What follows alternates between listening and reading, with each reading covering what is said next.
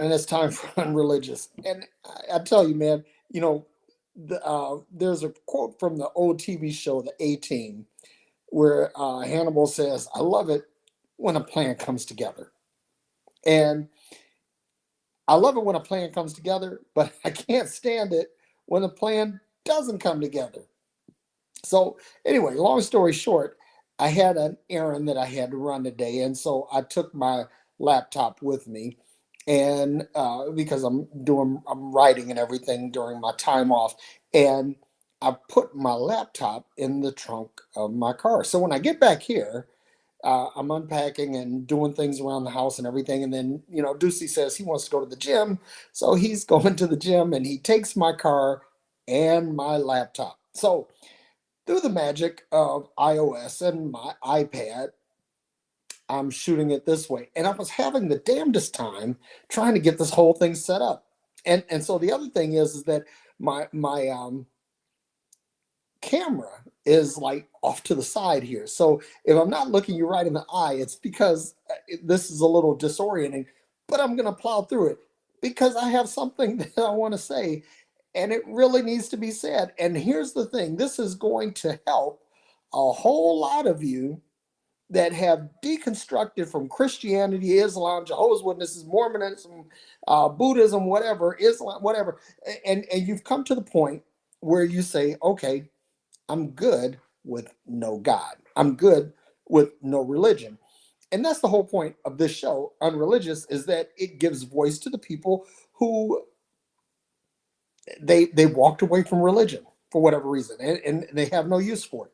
So something happened today. I had a conversation with a very dear friend of mine, dear brother. I mean, um, I'm just going to go ahead and give him a shout out because I love this guy, and I want you guys to listen to him and connect with him, and follow his broadcast and all that. But it's Tony Calloway, and so Tony and I were talking. He said, yeah, he said, when people come to me and they start talking about, well, what's up with your boy Derek? What's up with him?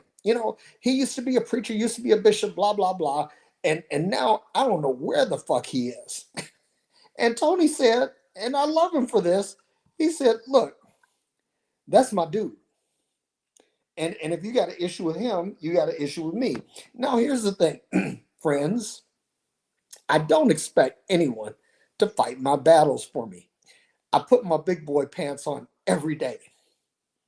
I don't need anybody to fight my battles. The one thing that I will ask though is that if somebody comes to you and tries to run me down to you, that you at least say, look, I don't need that. I don't need to hear that. Don't want to hear that. Just somehow check them on it, right? Because that's what I do for my friends. When somebody comes to me and tries to run down one of my friends, I check them on it. You're not going to get a hall pass to run down my friends and my family on my dime. It's not going to happen because I'm ferociously loyal, and I'm a tenacious friend. If you make me if you have me for a friend, unless you go scorched earth on me, brother, sister, you got a friend for life. So anyway, real quick thing, just want to say this. I'm drinking this. This is called Educated Guess. And it has like a lot of scientific symbols on it. It's a Merlot from California, and it's really, really good. So I highly recommend it. But back to the subject.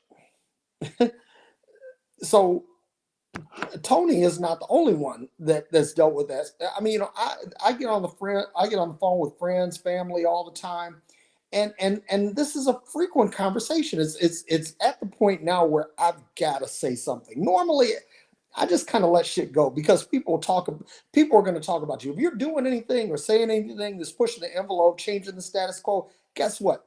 People are going to talk about you. You need to get used to that shit. You need to deal with that because that's just the way it is. But this has become so frequent, I feel like I have to deal with it. And so one of the things that I know is that there are a shit ton of people that watch what I do on social media and they don't respond. I get it. There's some people that they don't want to respond because I'm like a lightning rod. And they're afraid that if they watch Derek too long, that their God is going to smite them with a thunderbolt or take their money or make a loved one sick or something like that because Derek is an atheist. He's abandoned God. He's turned his back on God.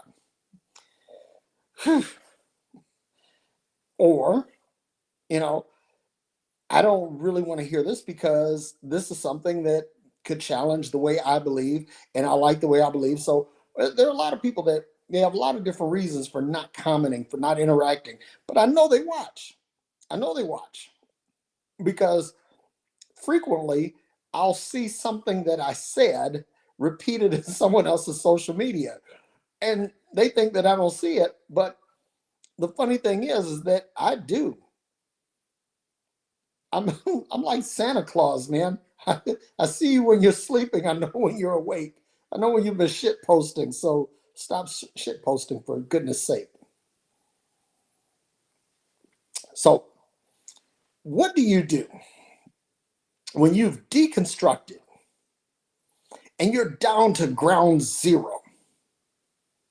And now people can't handle that.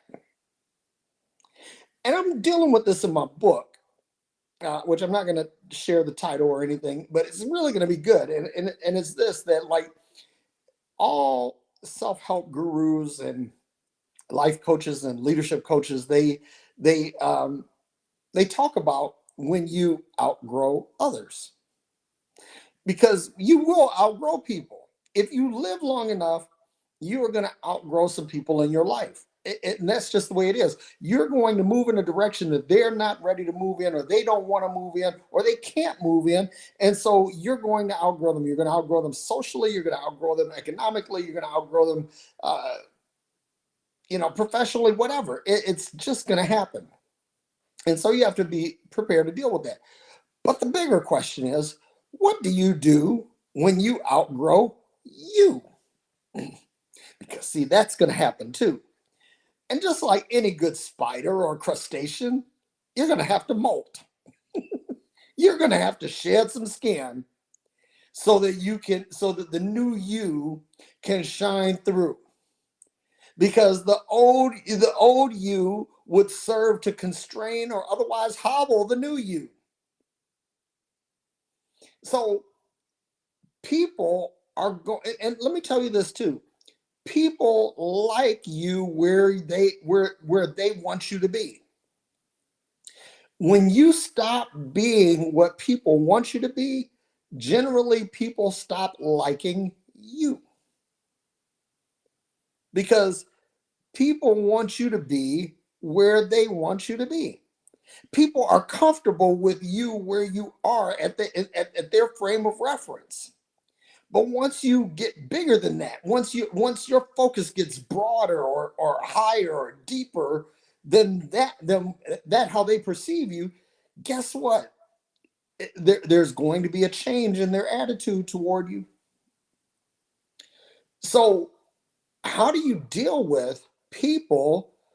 I mean, and family, friends. I mean, I get it all over the place. It was just a couple of weeks ago. I was talking to my cousin Dax, and I love Dax, man. It's like whenever me and Dax get on the phone, it's like a fucking party, man. And we get on the phone, and we're on the phone for like 2 or 3 hours. And we'll start talking, and about 20 minutes in, we'll be like, "Yeah, man. So it's good hearing from you," and blah blah blah. And then one of us will forget something, and then bring it up, and then we segue to something else. And so these conversations are just phenomenal. uh, one day, man, I may just have to have Dax come on as a guest, just so y'all can get a little insight into how we roll. But this is my first cousin, and he told me, he said, man, he said people talk about, man, what the fuck happened to Derek, man? He's like, just gone off the deep end. He's gone completely left. And then I was talking with my god brother, and the same thing. He's like, man, people that we know. And then this was another thing, man. And a good friend of mine went back to one of my god brothers that I haven't talked to in a while. I don't know why he's beefing with me for whatever reason, but we haven't talked for like 12 years. But this guy who we're friends in real life, we're friends on Facebook. He went back and he told my godbrother, hey, Derek's an atheist, and then he went back to my godfather and told him that. Now I hadn't talked to my godfather, I hadn't really couch this with him, but now I'm in a position where I gotta talk through this with him because this guy went and said something and spread some shit around. Now I understand he didn't mean anything malicious. He wasn't being malicious. It's just that, like, he basically kind of went off half cocked. That's what I'll say. So long and short of it is that people want you to be where they want you to be. They don't want you to be where you want to be or where you need to be. People derive comfort from being able to frame you. So they understand where you're coming from, what your perspective is, and all that, and that it fits within their level of understanding. People like that. They derive comfort from that. And especially when you attain a certain level of influence.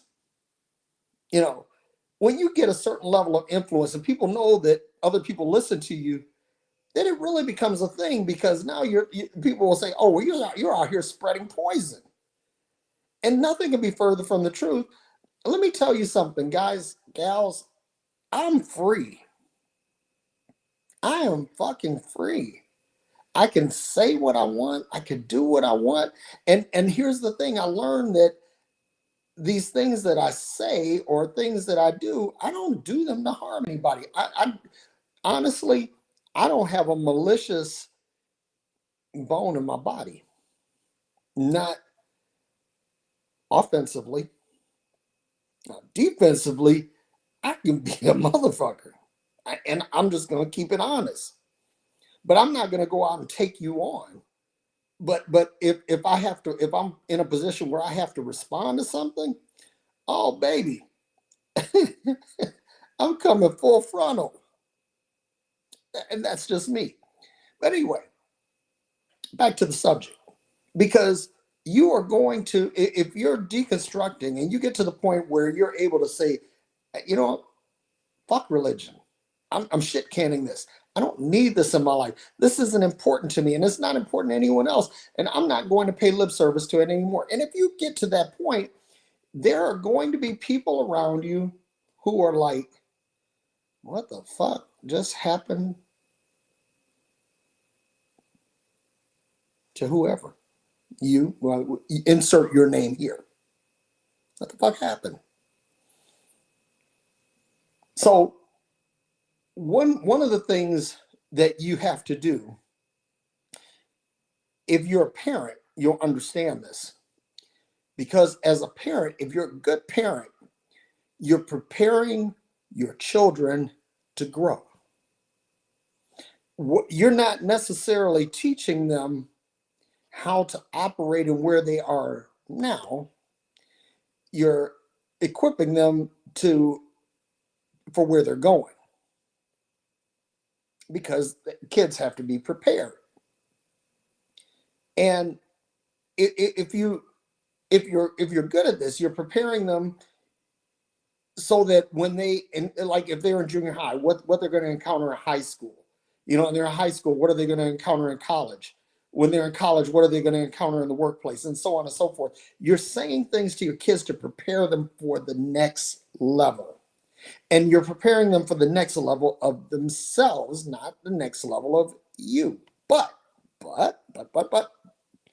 when you're dealing with other people, family and friends, you have to keep them prepared for your growth.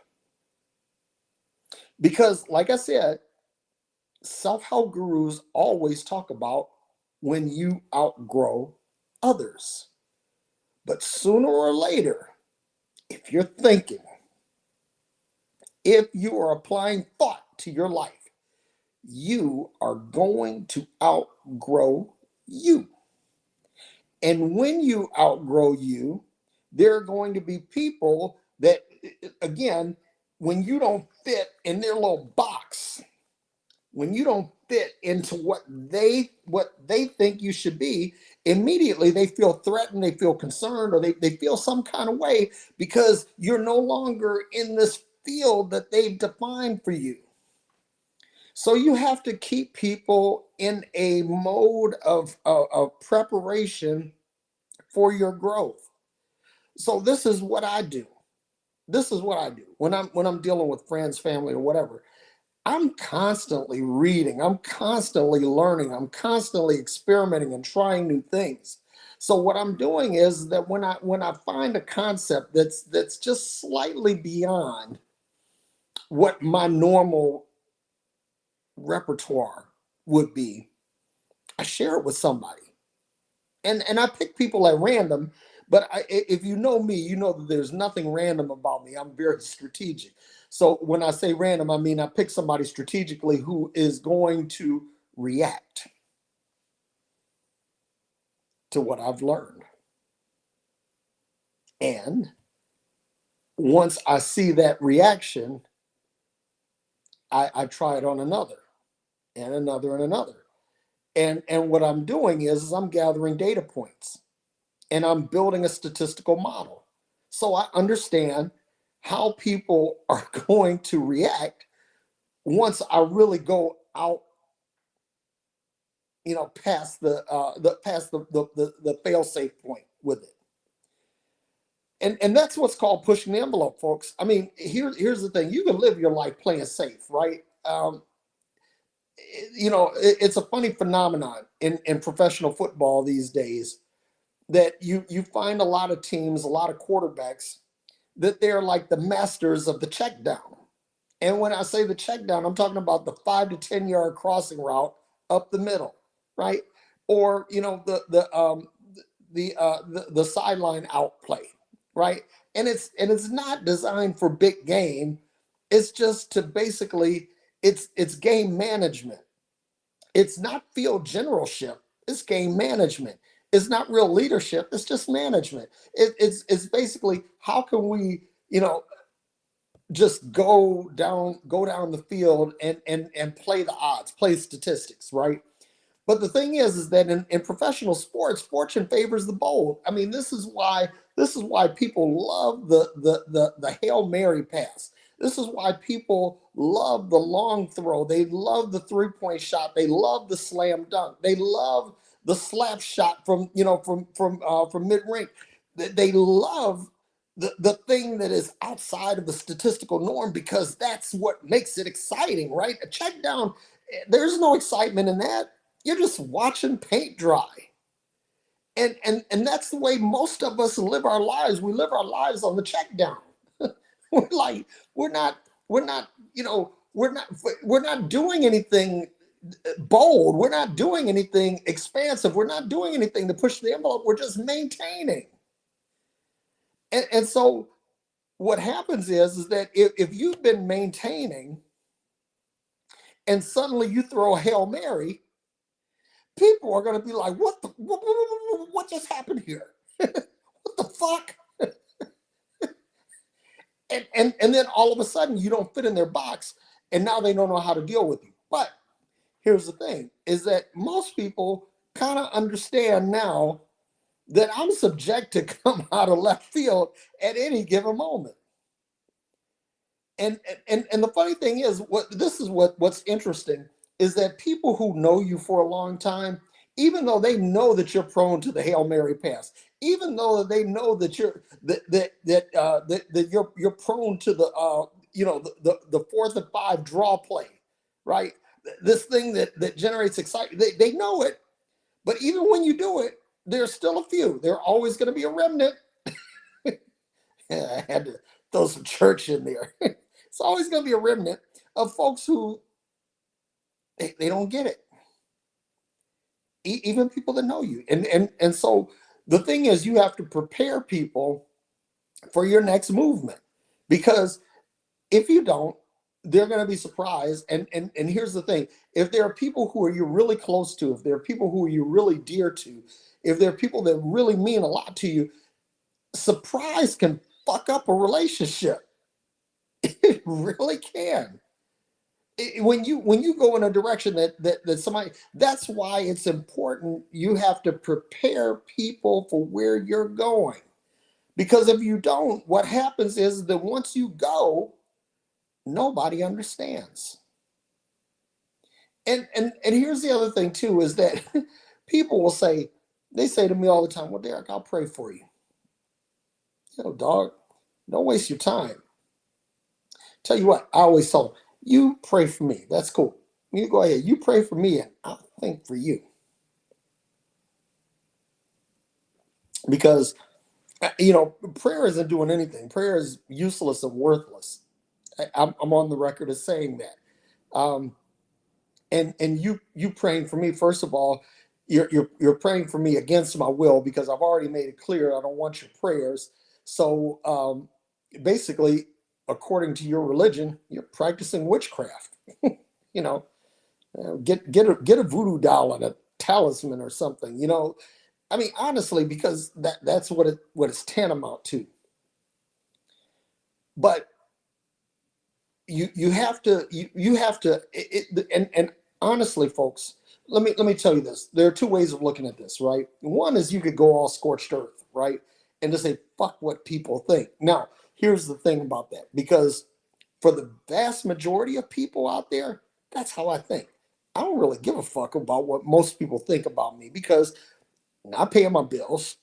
You're not doing anything for me. You can't kick my ass, and that's it. So I don't really worry about what most people. But there are certain people out here that they're very close to me. They're very near to me. They're very dear to me, and I like to keep relationships in spite of. And I have a few relationships that well, let me say, I have actually a lot of relationships that I've maintained even beyond my crossover into atheist, or to becoming an atheist. um and there are people out there, who are close to me, that have been around me for a long time, and they know me, they love me, they understand me, they know, they're like, okay, I don't really, this doesn't vibe with me, Derek, but I get where you're coming from. I'm with you, I'm tracking.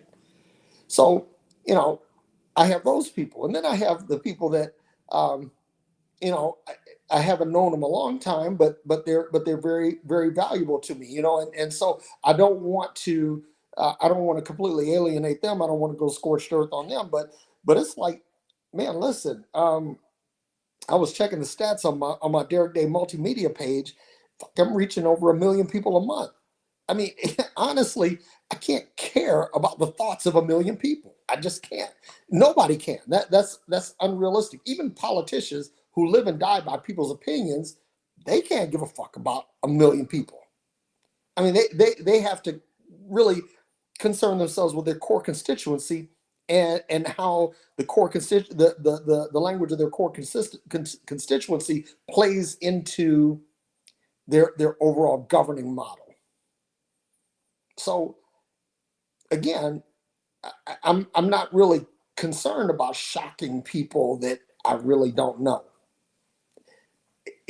Chalk it up as par for the course. If you want to follow me, you want to vibe with me, understand that I'm I'm gonna come out with some shit periodically that's really gonna fuck your head up. And that's just the way I roll. Now, going back to everyone else, because some of you can actually withstand the whole scorched earth thing. There are some of you that are emotionally and mentally strong enough that you are able to stand on your own, to the degree that you could throw a caution to the wind and say, I don't give a fuck what anybody thinks. And you can survive that. There are some people that are just built like that. I tip my hat to folks like that, that they can go scorched earth, and really just ride it out. But not everybody's like that. So you have to prepare yourself. When you have a thought, I'm of the mindset that you need to play out the thought like a chess game. And when you have a thought, you have to play it out to its most extreme and most illogical conclusion that you can think of, and see how that plays out in your mind's eye, in the theater of your mind. And then see okay, is this something that I want to go with? You know, what you have to count up the costs. You have to say, okay, am I willing to lose? Because you can say, I know that I'm going to lose some friends behind this. I'm going to alienate some family behind this. Am I cool with that? And you have to ask yourself, are you cool with that? And if you are, great. Again, I tip my hat to you. But if you're not, then you have to figure out, how can I um, dial this back a bit? How can I make this a little bit more palatable? How can I make it so where it's not so uh, full frontal?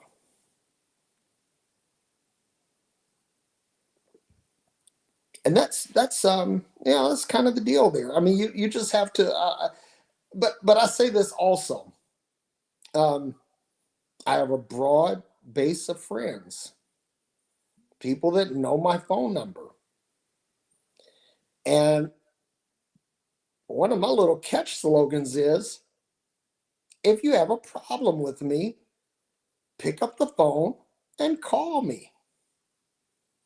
But if you don't have my number, you don't know me well enough to have a problem with me. And I also find it funny how here's the other thing too, that when you really develop your positions and people see that you're pretty true to uh, what it is that you're doing. Even hang on for just a second. Hang on.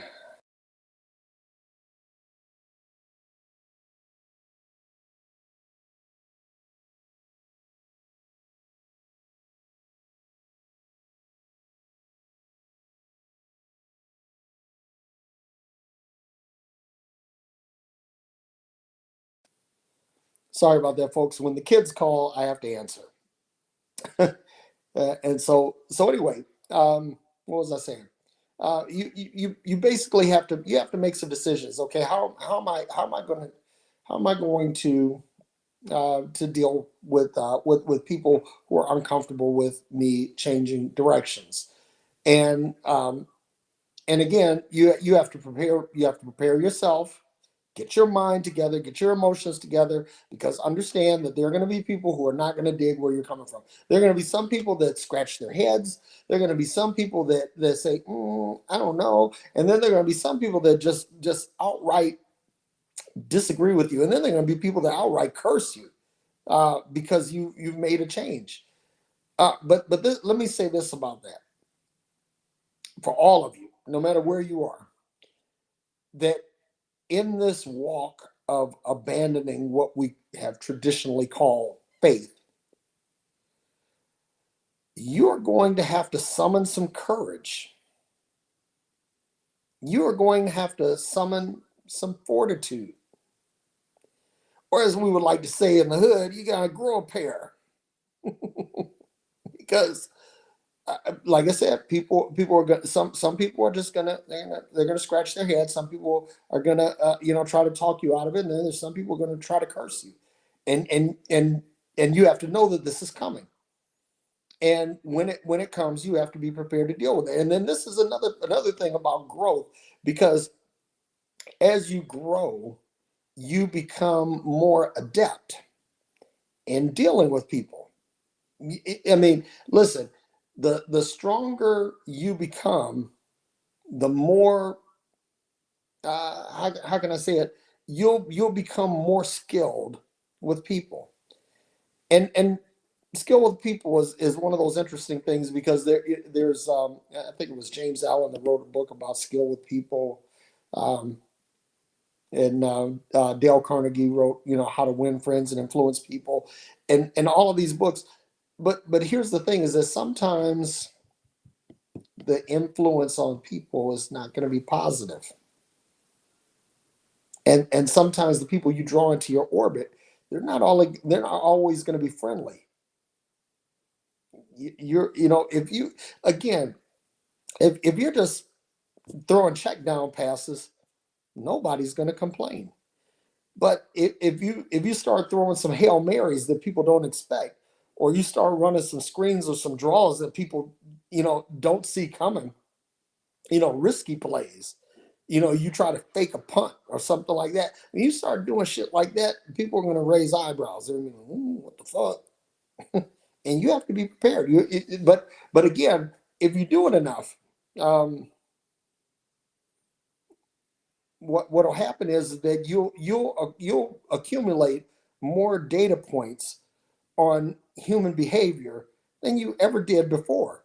And again, the more data points that you have with any given situation, the better your decision making becomes. So even if it's like negative attention or negative responses, you're still gathering more data.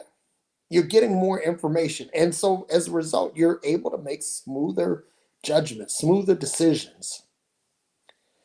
I, you know, I wish that I had somebody to tell me this 2 years ago when I basically came out of my atheist bag. I mean, I didn't, I knew people that had become atheists. I knew people that were atheists, but it was like nobody taught me how to handle what I was going to encounter next. Nobody shared anything with me. So I'm sharing this with you because one of the things that I'm seeing is a trend toward the death of Christianity, toward the death of religion in general. I mean, it's like when you look at Western Europe, in Western Europe, Christianity is dying. It's dying to the fact, or to the point that Africans are starting to send missionaries to Europe. And that, because they see the death of this religion, and they're trying to come in and help. But the interesting thing is that in the age of information, people get wiser, people get sharper, and the wiser you are, the smarter you are, the less likely you are to fall for the okey doke. The less likely you are to fall for the three card Monty. The less likely you are to fall for the pimp game. The less likely you are to be sucked into the game. Whatever, whatever. Insert your hood lingo here. It'll be less likely because you've gathered more information, you have more data points, and people can't bullshit you. See, that's the thing. What people hate about this trend toward unreligiousness is that they can't bullshit people anymore. They can't run game. The average M1A1 preacher that used to be able to like just kind of, he had more game than your baddest pimp. And he was able to sweet talk the draws off people and empty their pockets. Can't do that anymore. People are just getting hip. They're getting wise. And so the thing is, Christianity, Islam, Judaism, all these religions, especially the Abrahamic religions, are realizing that man, the 2 minute warning is happening. Their clock's running out. And eventually everything that they know to be true is going to be revealed to be complete and total bullshit. Now, this isn't your average M1A1 Christian or religious zealot. They don't know. They don't have a clue. They're clueless. But I'm talking about the leadership. I'm talking about the pastors, the preachers, the evangelists, the bishops, the apostles, and all of that. They're like, ooh, shit. We better gather up what we can, because they see that their clock is running, and they're all out of timeouts. They're all out of timeouts. Clock is ticking, and eventually religion is going to hit double zeros. And once it does that, then and this is my sincere hope, because I understand nature abhors a vacuum, and a lot of religious people come to me. They say, "Well, Derek, what happens when religion dies? It's just going to get replaced with something else." Well, what I'm hoping is that it gets replaced with logic and reason. That people begin to look at things, in the lens of the scientific method, or the Socratic method, or some other, there's some other rational model that they begin to look at the writings of Kant, or and basically just see where the basically that religion has run game on us for thousands of years. But anyway, I kind of got off on a tangent there. What I'm really trying to drive home to everybody out here is this whole thing about relationships. Because if once you, here's the thing, so many of you, and I'm proud of so many of you, because I get inbox messages and I see your comments on posts that I and others make, and I see the change. I see the wheels turning in people's heads, and I see that they're abandoning all this bullshit, that they're just saying, okay, enough. And I'm really proud of you guys. But the thing is that if you're not prepared to deal with the aftermath of this, life can be really hard for you. And so one of the things that you have to do, you have to prepare yourself. You have to put yourself in the position of continuous improvement and growth. If you adopt a mindset of continuous improvement and growth, what you're going to do is you're going to constantly push your intellectual envelope, and you're going to constantly look for people who are also pushing their intellectual envelope, and you're going to look for people that help to strengthen and fortify your position, and as well as people who challenge your position. Now, understand this. Let me say this, because this is important. Find people that challenge your position to the point that you grow, that you keep moving forward. Do not let yourself get challenged by people who cling to the shit you left behind. Because if you've left Christianity, if you've left Islam, if you've left Judaism, if you've left Buddhism, if you've left Hinduism, if you've left any of these, don't let anybody sucker you back in. Because what will happen then is that you are going to be utterly confused and totally unhappy, because you basically reached a point where you were at the gate of the plantation, and you were on your way to the on-ramp to the Underground Railroad, and on your way to freedom, and then suddenly you go back because you think things are better on the plantation, and you sell yourself back into slavery, because that's what religion is. It's slavery.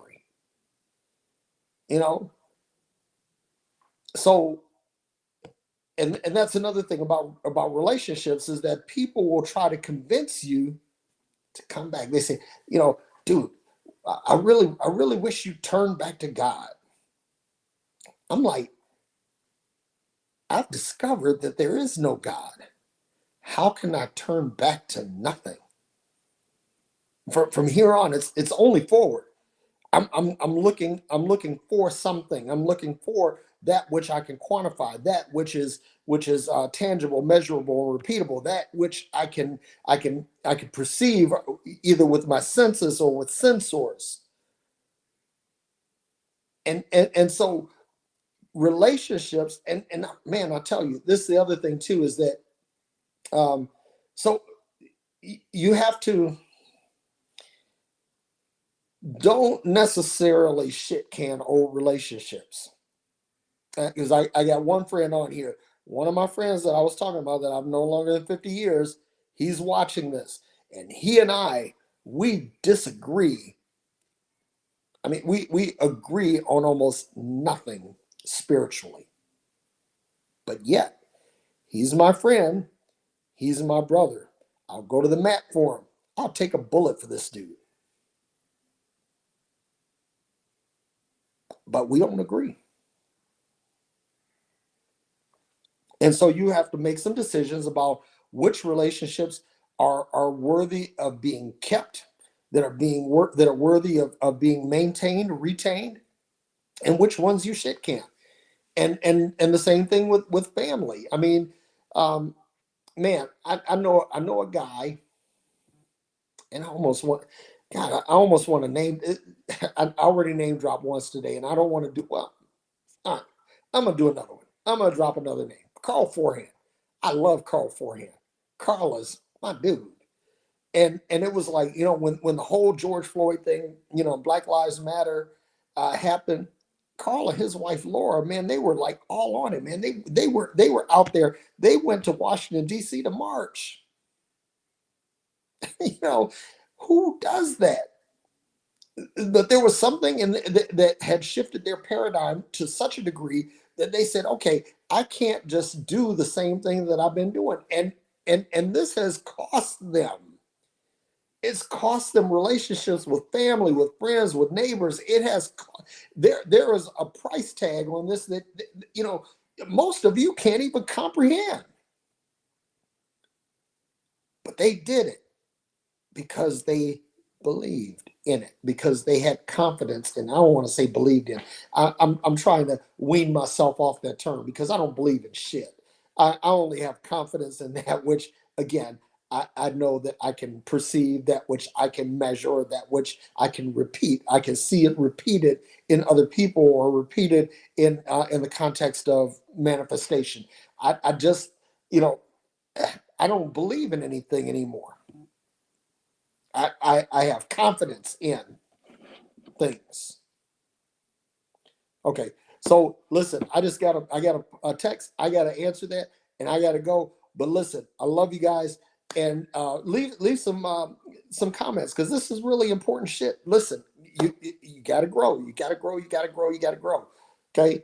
And sometimes people are not going to like it. People do not like it when you grow past them, and quite frankly, they really don't like it when you grow past you. So until the next time, peace and hair grease. Thanks for coming to my TED Talk.